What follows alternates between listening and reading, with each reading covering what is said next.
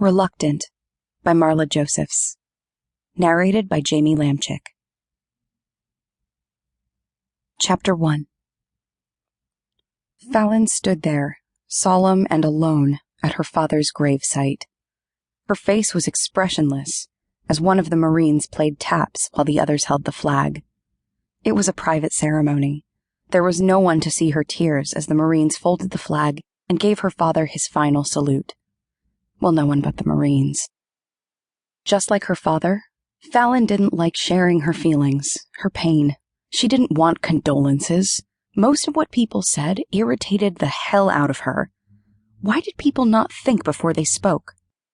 These relatives, these distant people who hadn't been there to share any of the trials and tribulations she and her father had shared, now wanted to come out of the woodwork with their empty words.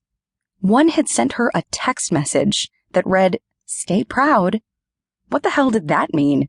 Somehow her father's death had stolen her pride? She couldn't even think of any logical explanation of what that was supposed to even mean.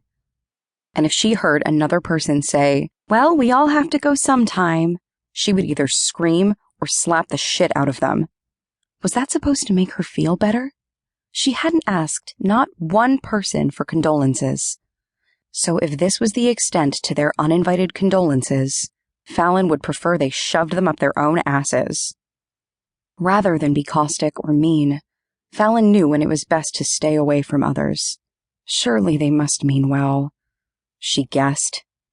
The kindest, most heartfelt words she'd received had come from strangers and mere acquaintances. The movement of the Marines recaptured her attention. She noticed one of the Marine's hands shook ever so slightly as he folded the flag, and perspiration had formed on his upper lip. She stared at him, feeling vaguely sorry for him because he seemed to sense her silent pain. They all did, really.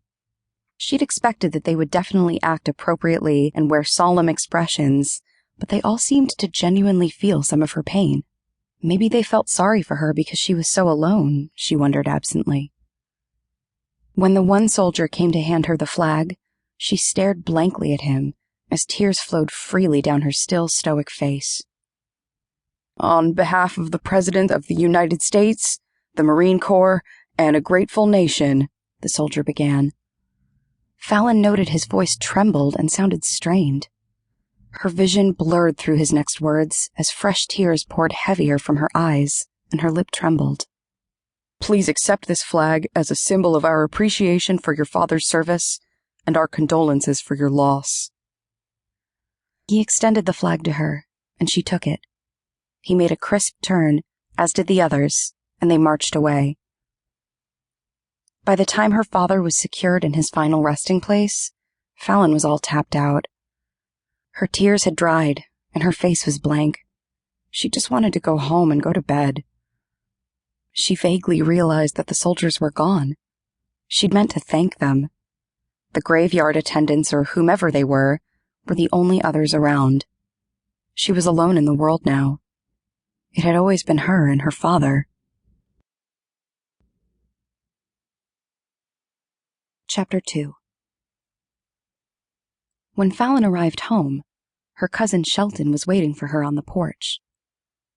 "What are you even doing here?" she asked, in a tone that sounded dead even to her own ears. "I let you bury him alone, Fallon. That's the extent of your wishes I'm able to grant." Shelton's voice was quiet and firm. Fallon looked away from his pained eyes. "There's no way I'm letting you stay here alone tonight." "Why didn't you just let yourself in with your key then?" she asked, not really caring. "I did," he answered. He stood slowly and came towards her. "I couldn't stay in the house, so I came out here to wait for you."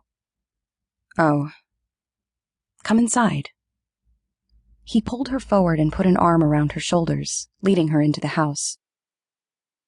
Once inside, he slid her purse from her shoulder and led her to the kitchen. She stopped in the doorway, and a chuckle of faint amusement made its way past her numbness. There was a cake sitting on the counter. "It's that chocolate caramel thing you like," Shelton said, giving her a tug and gesturing her to a chair.